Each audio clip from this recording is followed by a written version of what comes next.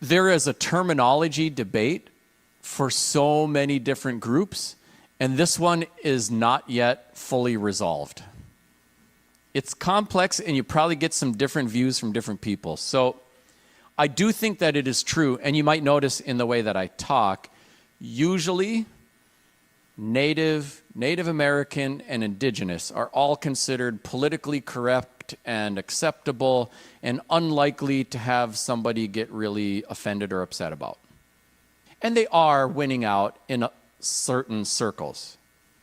However, I would love for us to do what they did in Canada, where they had a national discussion, representatives from each of the communities, and they agreed that they would use the term First Nation, which speaks to indigeneity, sovereignty, not too many syllables. Everybody knows who you're talking about, and there's agreement behind that. I'd love for us to do something like that. Maybe Native nations, just to distinguish us from our Canadian brothers and sisters. That would be perfect. However, as has often happened with the black community, is it black, is it African American? You cannot use colored people, but maybe people of color as a more inclusive, minoritized racial group label. Latino, Latina, Latinx, Latine. We've gone round and round in many different circles, and there are reasons behind all of them. For us too, like some people have said, well, Indigenous is pretty broadly configured. A Maori person indigenous to New Zealand may object to being called white in America, but they're indigenous to New Zealand, not indigenous to North America. So then you have to use a lot of syllables and say North American Indigenous, and Indian is shorter. It's one of the arguments that's out there. I'm not saying whether it should be the one that decides things. Also, for Native people in America, there are layers to identity. So one of the things that is distinct from that of many other racial minorities is that there is a political identity to be a citizen of a Native nation, an enrolled member of a federally recognized tribe. If you go to Navajo Nation in Arizona, there is a land, and there are borders to this reservation. It's a piece of land. There's a Native nation there. They have their own courts. They have their own police force. If you break the speeding law, you will go to Navajo Nation court. If you don't speak Dene, then you can hire a translator and you go to court in the Dene language. It's its own place. The citizens of the Navajo Nation are citizens of the Navajo Nation and citizens of the United States. So it's like a dual citizenship. So that's another layer to identity. So as a way to differentiate this political identity as separate from having indigenous roots somewhere in the world, some have held on to the term Indian or even American Indian as a label to distinguish the political identity from the social ones or the biological ones. There's a lot more to say about who gets to be a citizen of a Native nation.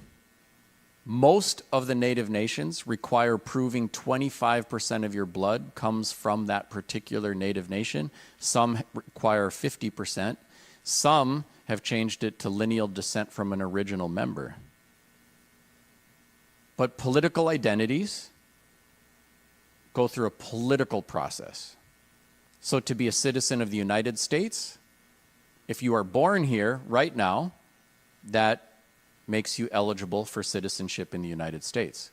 And there is a process for others to become citizens. Native nations don't usually have a process for others to become citizens if they are residents of a Native nation. So there is a biological determination for most. However, there are lots of people who are biologically Native but are not eligible for citizenship in a Native nation. Even Sequoyah, a name that might be well known to Americans, he's Cherokee. He developed the Cherokee syllabary. So they have a tonal language, and they have 87 characters in the Cherokee syllabary. We have 26 in the English language.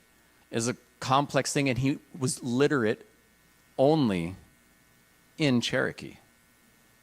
That was a pretty remarkable development. Most indigenous languages developed writing systems based upon European writing systems or things like that. But when the Trails of Tears were going on, March the Cherokee, to Oklahoma, he said, screw that. And he walked with a bunch of other people to Mexico to avoid the oppression. So he was not an enrolled member of Cherokee Nation. There were all kinds of other things that have happened over the years. In Canada, they used to provide citizenship in a First Nation to anybody of any race who had married a citizen of that First Nation. So there are lots of people who are not biologically Indigenous who are on the rolls, and there are many people who are biologically Indigenous who are not on the rolls.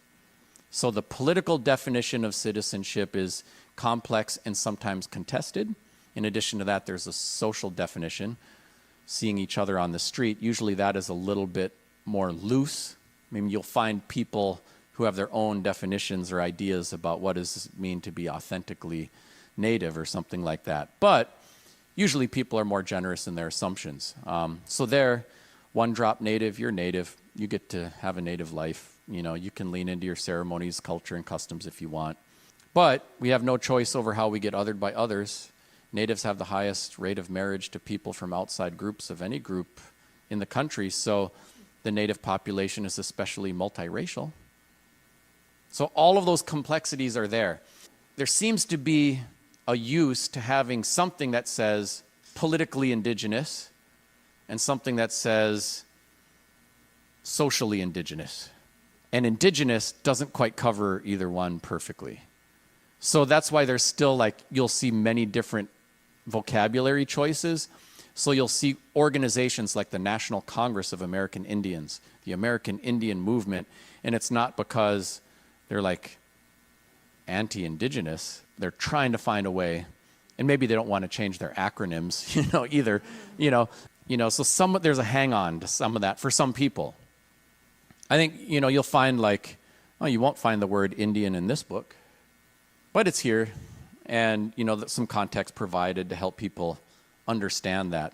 But like I said, I would love for us to be able to Native Nation or something to distinguish the political entity as opposed to world Indigenous, but resident of.